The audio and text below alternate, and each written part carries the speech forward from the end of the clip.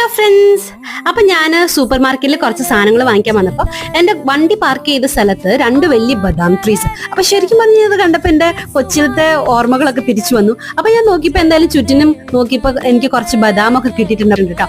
അപ്പൊ എനിക്ക് ശരിക്കും പറഞ്ഞ ഒരു നൊസ്റ്റാൾജിക് ഫീൽ ആയിരുന്നു അത് കണ്ടപ്പോൾ. അതെന്തായാലും അപ്പൊ ട്രൈ ചെയ്യണമെന്ന് വിചാരിച്ചു. അപ്പൊ ഞാൻ അതൊക്കെ പറക്കിക്കൊണ്ട് വന്നിരിക്കണം കേട്ടോ. അപ്പൊ ഈ അലക്കലെന്ന് പറഞ്ഞു കഴിഞ്ഞാൽ ഓണറിനെ കൊണ്ട് ഞാൻ പണിയിപ്പിച്ചാണ് അലക്കാൻ വേണ്ടിയിട്ട്. പക്ഷെ അവിടെ അലക്കൊഴിച്ച് ബാക്കിയെല്ലാം നടക്കുന്നുണ്ട്.